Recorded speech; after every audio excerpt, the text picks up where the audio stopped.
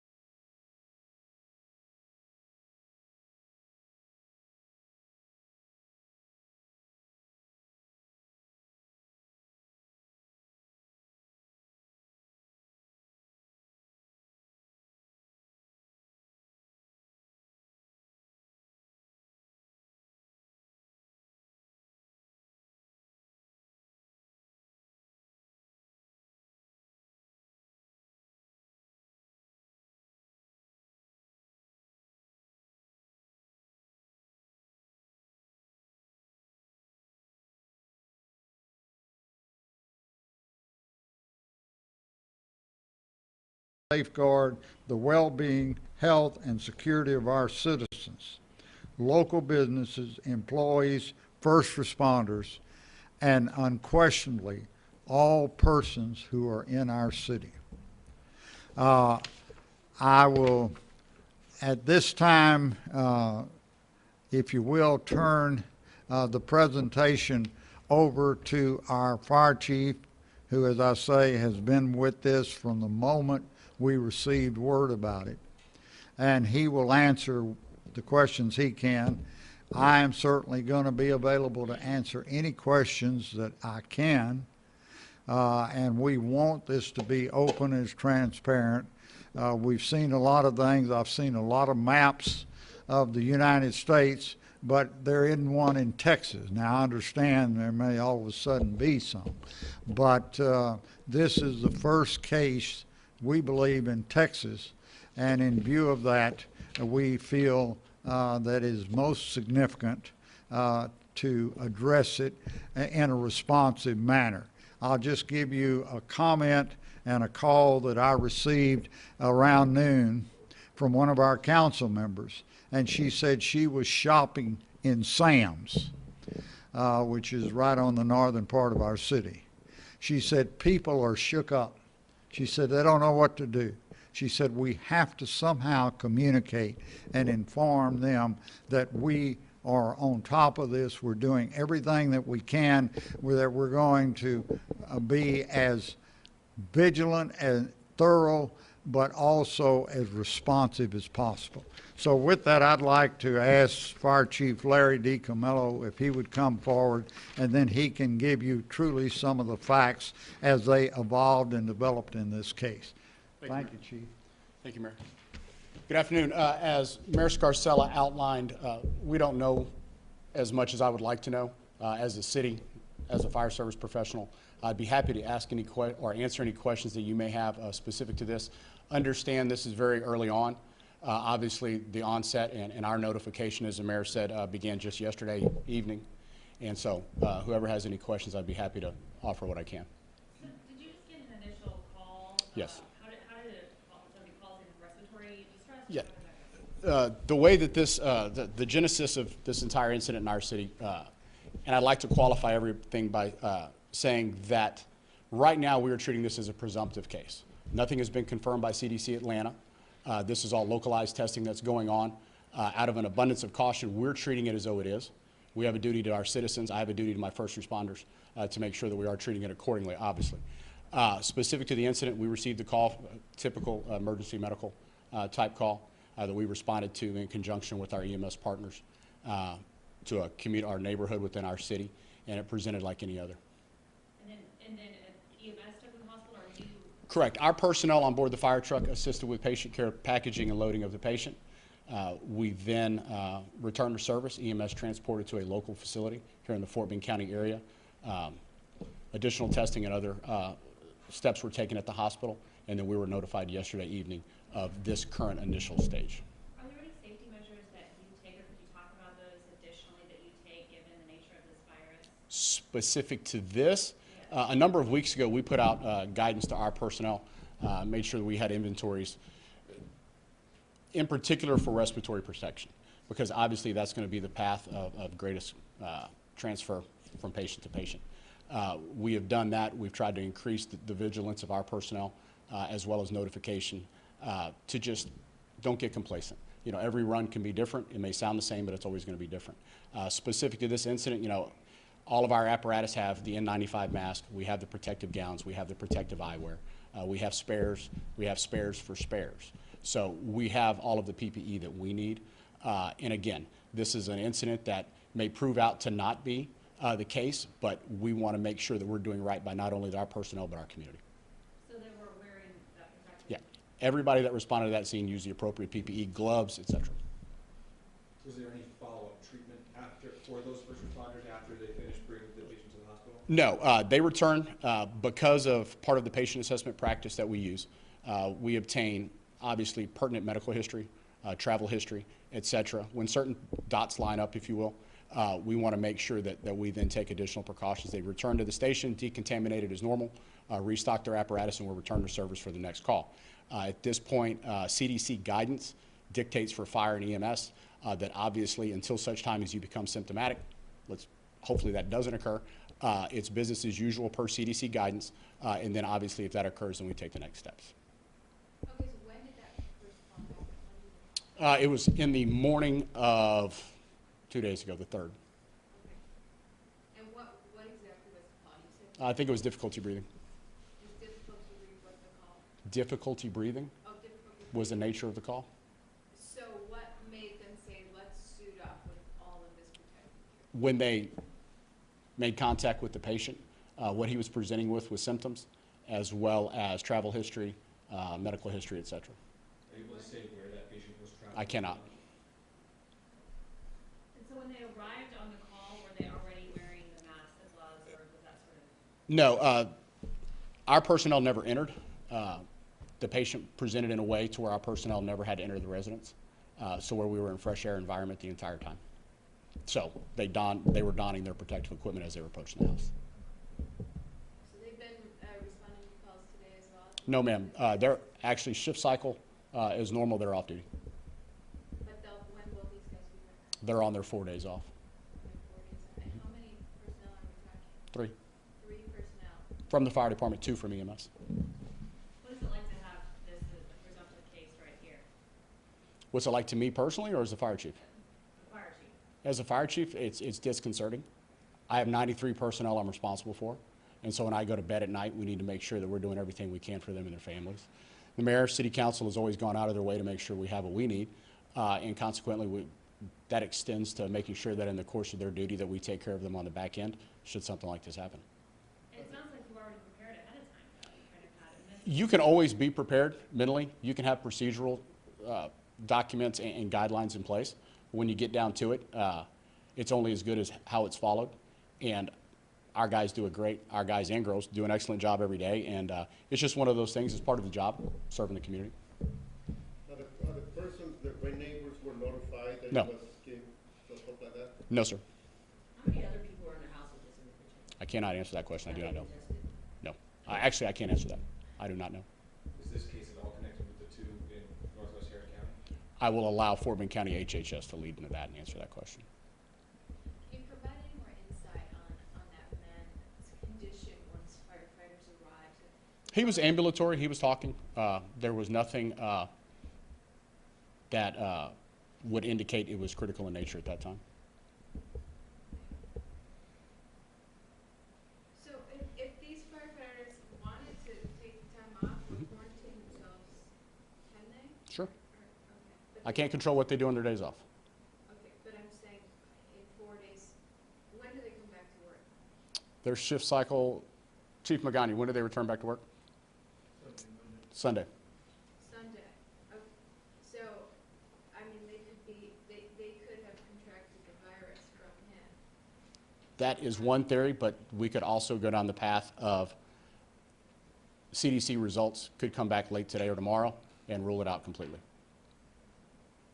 So if we get those results and he is positive, sure, if they get the results that he is positive, are they going to be quarantined? At that point, CDC guidance states that all personnel are not to be quarantined until they become symptomatic, is what current CDC guidelines are in conjunction with our medical director. And so was it the EMS, so you guys, you guys saw the EMS transporter, were you the EMS transporter that was separate? No, separate agency. Fort Bend County EMS provides the EMS transport for the entire county. Okay, so you just were the initial first responders on scene? Correct. We respond to assist on certain classifications of calls. I have a question. Yes, ma'am.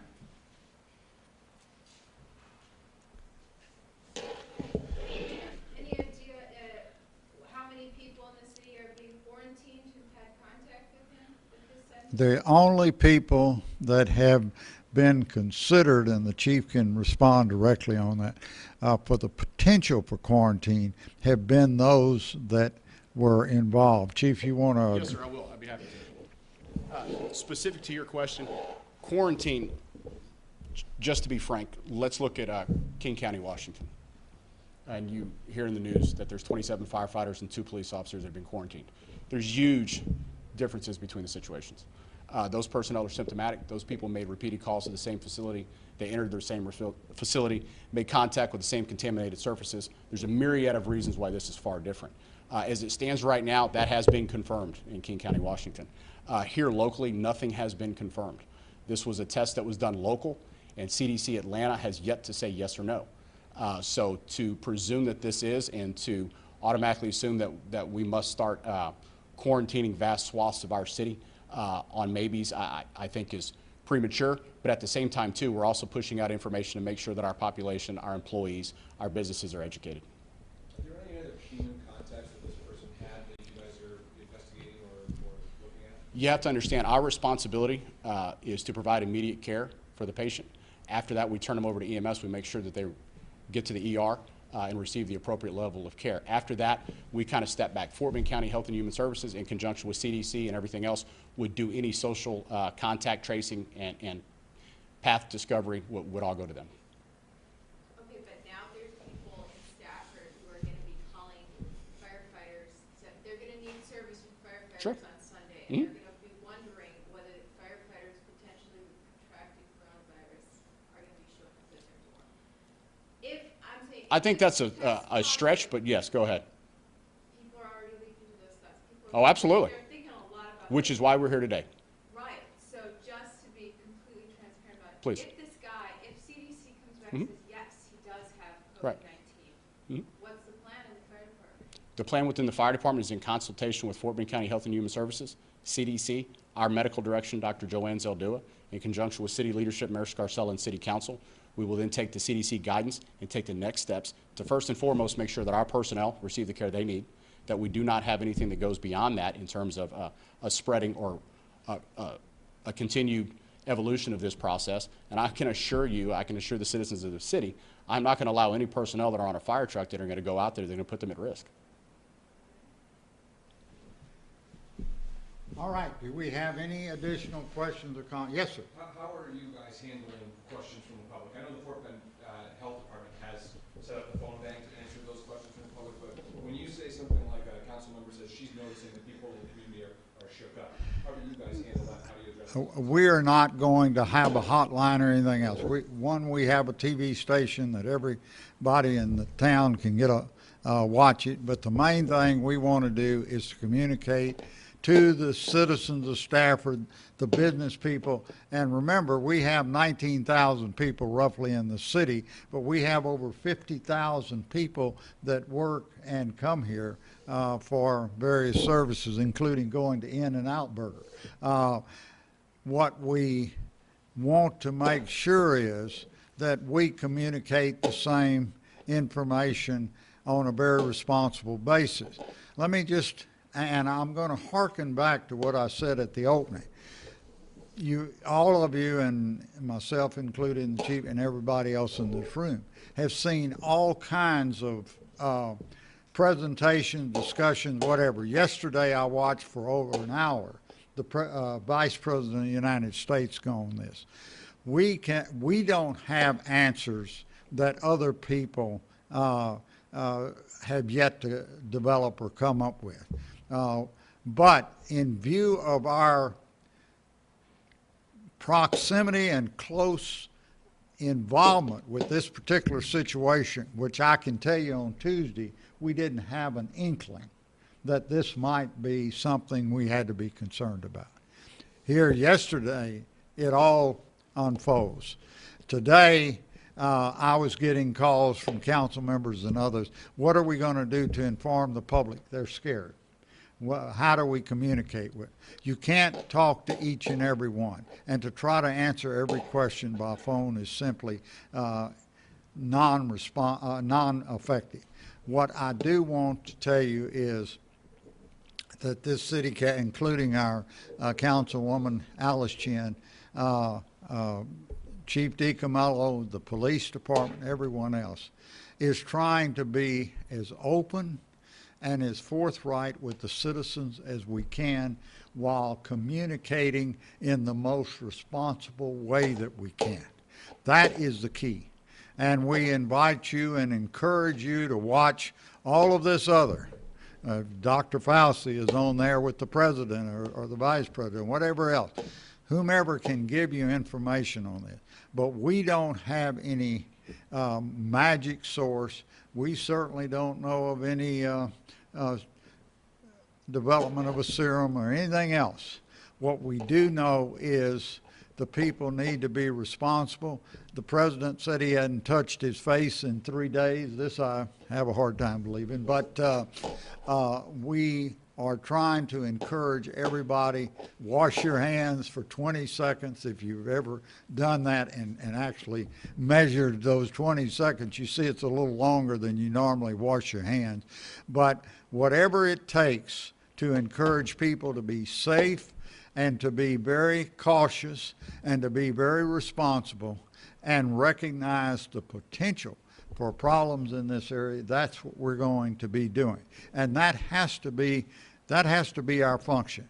Now, the chief, and he can give you more elaboration if you want it, but in regard to our first responders and in regard to the people that are having to go to others that may have a condition, then we have to be exceedingly careful, and we have to be exceedingly thorough in making sure we do everything to protect them because they are protecting us. Mayor, if I may. Sure. If nobody has anything else for the mayor, I'd just like to wrap it up and say a couple of things. I certainly hope that all of your time, and while we appreciate you coming here, I hope it was all for naught. To be quite honest with you, I hope that at the end of the day, nothing comes back confirmed from CDC Atlanta, that this was just all an exercise in hypervigilance, and that hopefully at the end of the day, we wind up being able to move on. There is no need for hysteria. There is no need for widespread concern that this is going from house to house, doorstep to doorstep. This is not how this works. The mayor wanted to make sure that we communicated as much information as we could, just from an abundance of caution, because it may or may not be accurate. It may or may not come back as confirmed, and that's all this is. We cannot state it is. We cannot state it isn't. But at the same time, too, the information that we've been receiving from other agencies in Fort Bend County led us to where we are today. Thank you all so much for coming.